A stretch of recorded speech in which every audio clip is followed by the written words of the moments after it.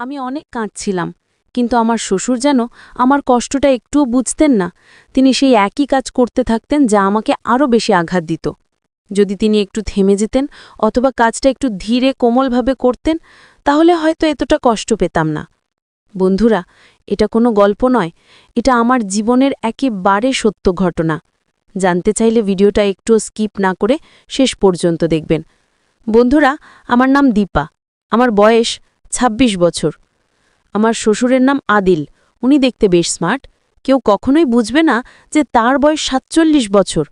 তাকে দেখে মনে হয় যেন ৩৪-৩৫ বছরের এক তরুণ। আমার স্বামীর নাম রাকেশ। ছোটবেলায় এক ভয়ঙ্কর দুর্ঘটনায় সে এক হাত হারায়।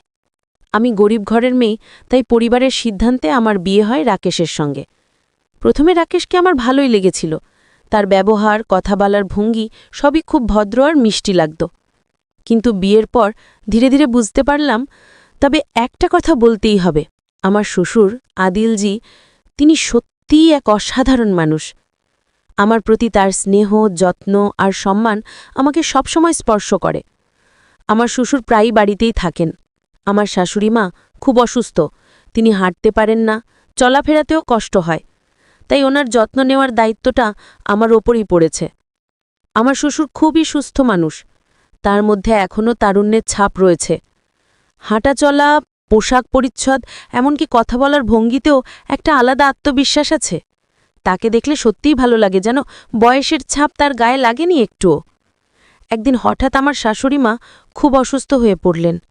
অবস্থাটা এতটাই খারাপ ছিল যে তাকে তৎক্ষণাৎ হাসপাতালে নিয়ে যেতে হয়। আমার স্বামী তখন মাকে নিয়ে দূরের এক হাসপাতালে চলে গেলেন, যেখানে তাদের রাতটা থাকতেই হবে। আমি তখন বাড়িতেই ছিলাম। বাড়িতে অন্য কেউ ছিল না, শুধু আমি আর আমার শ্বশুর। আমার স্বামী যাওয়ার আগে বলেছিল, তুমি একা থাকবে না, বাবা আছে তো। তাই শ্বশুরমশাইও থেকে গেলেন, যেন আমি একা না থাকি। সন্ধ্যা নামছিল। আমি তখন আয়নার সামনে দাঁড়িয়েছিলাম। মনটা একটু অস্থির লাগছিল, তাই নিজেকে একটু ঠিকঠাক করে নিচ্ছিলাম। ঠিক তখনই হঠাৎ আমার শ্বশুর ঘরে ঢুকে পড়লেন। আমি আয়নার মাধ্যমে টের পেলেও কিছু বলিনি, কারণ ভাবলাম হয়তো কোনো প্রয়োজন আছে। কিছুক্ষণ নীরবতা ভর করেছিল ঘরে। তারপর আমি বললাম, বাবা, কিছু বলবেন? তিনি শান্তভাবে বললেন, তোমার সঙ্গে একটু কথা ছিল। তারপর তিনি তার ফোনটা বের করে আমাকে দিলেন। আমার স্বামী ছিল ফোনের ওই পাশে। আমি কথা বলতে লাগলাম, আর ভেতরে ভেতরে এক অদ্ভুত অস্বস্তি কাজ করছিল আমার। আমি তখন ফোনে আমার স্বামীর সঙ্গে কথা বলছিলাম। তিনি জানালেন যে মায়ের চিকিৎসার জন্য তাদের অন্তত ২ দিন হাসপাতালে থাকতে হবে। আমি শান্তভাবে বললাম, তোমরা চিন্তা করো না, আমি ভালোই থাকব, তোমরা শুধু মায়ের যত্ন নাও। আমার ফোনটা তখন নষ্ট ছিল, তাই শ্বশুরমশাই আমাকে ফোনটা এনে দিয়েছিলেন, যেন আমি স্বামীর সঙ্গে কথা বলতে পারি। কথার মাঝে আমি খেয়াল করলাম তিনি চুপচাপ দাঁড়িয়ে আছেন। আমি কিছু বলিনি, শুধু নিজের মনে ভাবছিলাম ২ দিন কিভাবে কেটে যাবে একা এই বাড়িতে। সেই রাতটা জন্য হঠাৎ করেই অনেক নিঃশব্দ হয়ে গেল। প্রতিটি ঘর, প্রতিটি দেয়াল যেন নীরবে ফিসফিস করে কথা বলছিল আমার সঙ্গে। আমি রান্না করে নিলাম, তারপর শাশুড়িমার বিছানাটা একটু গুছিয়ে রাখলাম, যেন বড়দিন ফিরলে ওনার কষ্ট না হয়। শ্বশুরমশাই তখন নিজের ঘরে ছিলেন। রাতের খাবারটা আমি নিজের হাতে তৈরি করলাম। টেবিলে সুন্দরভাবে সবকিছু সাজিয়ে রাখলাম। আমি শ্বশুরমশাইকে ডেকে বললাম, বাবা, খাবার তৈরি হয়েছে, আসুন একসঙ্গে খেয়ে নিই, আজ তো বাড়িতে আর কেউ নেই। তিনি একটু অবাক হয়ে তাকালেন। তিনি কিছুক্ষণ চুপচাপ বসে রইলেন, কিন্তু আমি টের পাচ্ছিলাম তার দৃষ্টি বারবার আমার দিকেই পড়ছে। ভেতরে ভেতরে এক ধরনের অস্বস্তি কাজ করছিল আমার মধ্যে। মনে হচ্ছিল কিছু একটা যেন ঠিক নেই।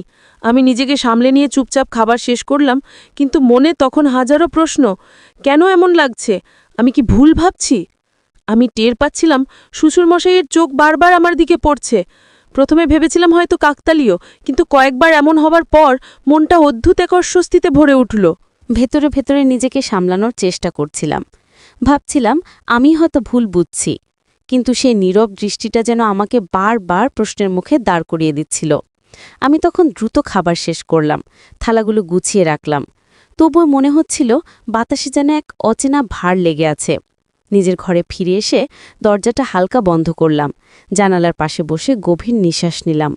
মনে হচ্ছিল আজকের এই সন্ধ্যাটা যেন অন্য সব দিনের মতো নয়, কিছু একটা বদলে গেছে, কিন্তু ঠিক কি তা আমি বুঝতে পারছি না। রাতটা কেটে যাচ্ছিল ধীরে ধীরে। জানালার বাইরে অন্ধকার, আর ঘরের ভেতর নিস্তব্ধতা।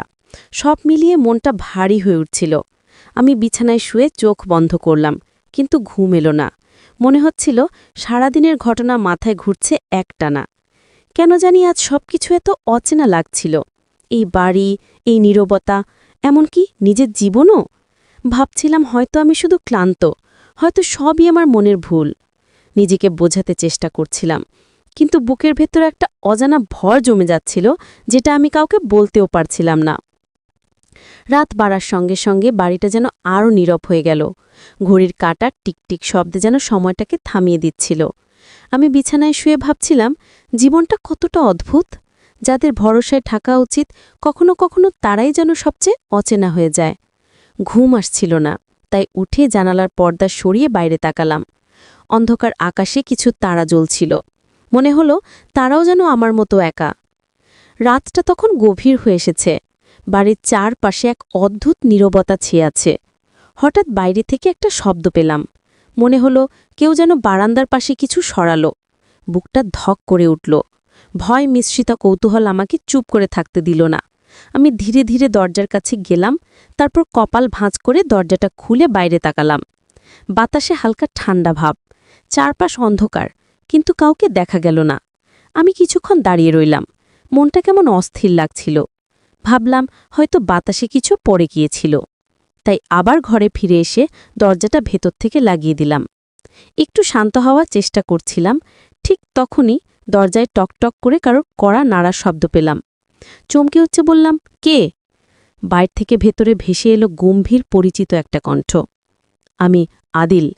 দরজাটা খোলো তো দীপা। আমি অবাক হয়ে গেলাম। এই সময়? কিছু দরকার বাবা?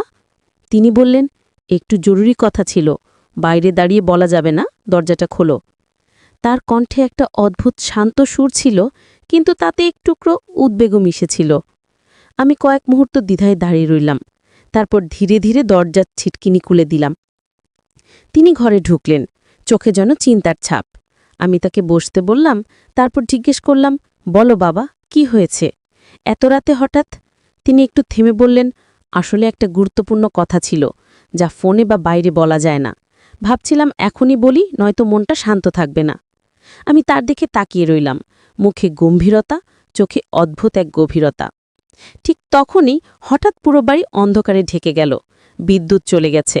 ঘরটা নিস্তব্ধ হয়ে গেল, শুধু বাইরে থেকে ভেসে আসছিল ঝিঝি পোকার একটানা ডাক। আমি বললাম, আরে কারেন্টটা গেল কেন? আমি একটা মোমবাতি জ্বালাই। তিনি ধীরে বললেন, না থাক, দরকার নেই, আমি এখানেই আছি। অন্ধকার ঘর, নিঃশব্দ রাত, আর দুজন মানুষ যাদের মধ্যে হঠাৎ যেন এক অজানা উত্তেজনা আর রহস্য জমে উঠল নিঃশব্দ বাতাসে। অন্ধকার ঘর, বাইরে হালকা বাতাস বইছে, জানালার পর্দা আস্তে আস্তে দুলছে। আমি তখন মোমবাতি খুঁজি বের করার চেষ্টা করছিলাম, কিন্তু শ্বশুরমশাই বললেন, থাক দীপা, আলো লাগবে না, আমি তো তোমার সামনেই আছি। তার কণ্ঠে অদ্ভুত শান্ত সুর ছিল, কিন্তু তাতে একটা অচেনা কম্পনও ছিল। আমি বললাম, তুমি বসো বাবা, আমি একটু আলো জ্বালাই, অন্ধকারে থাকতে ভালো লাগছে না। তিনি নরম গলায় বললেন, দীপা, তুমি জানো অনেক দিন ধরে কিছু একটা বলতে চাইছিলাম, কিন্তু সুযোগই হচ্ছিল না। আমি অবাক হয়ে তাকালাম, কি কথা বাবা? তিনি কিছুক্ষণ চুপ করে রইলেন। বাইরে বজ্রপাতের আলো এক মুহূর্তের জন্য ঘরটাকে আলোকিত করল, আর সেই ক্ষণিক আলোয় আমি তার মুখটা স্পষ্ট দেখতে পেলাম। চোখে একটা অদ্ভুত টান, মিশে আছে অপরাধ বোধ, আবার যেন কোনো গোপন কষ্ট। তিনি বললেন, তুমি জানো দীপা, আমি তোমাকে শুধু ছেলের বউ হিসেবে দেখি না, তুমি এই বাড়ির প্রাণ। এমন মেয়ে খুব কমই দেখা যায়, এমন মায়া, এমন যত্ন, অনেক কৃতজ্ঞ আমি তোমার প্রতি। আমি নরম গলায় বললাম, বাবা তুমি এমন বলো না, আমি তো যা করছি আমার কর্তব্যই করছি। তিনি হালকা হাসলেন, কিন্তু সেই হাসিতে এক গভীর ব্যথা লুকানো ছিল। তুমি জানো দীপা, আমি অনেক বছর ধরেই একা। তোমার শাশুড়ি অসুস্থ হয়ে পড়ার পর এই বাড়িটা যেন নীরব হয়ে গেছে। আমি প্রতিদিন কারো সঙ্গে দুটো কথা বলতে চেয়েছি, কিন্তু পাইনি। তার গলায় একটা কাঁপুনি টের পেলাম। আমি চুপ করে রইলাম, শুধু শুনছিলাম তার কথাগুলো, যেভাবে প্রতিটি শব্দে জমে আছে একলত্বের ভার। হঠাৎ তার কণ্ঠ নিচু হয়ে গেল, তুমি কি জানো দীপা, তোমার হাসিটা আমার এই নিঃসঙ্গ জীবনের একমাত্র আলো।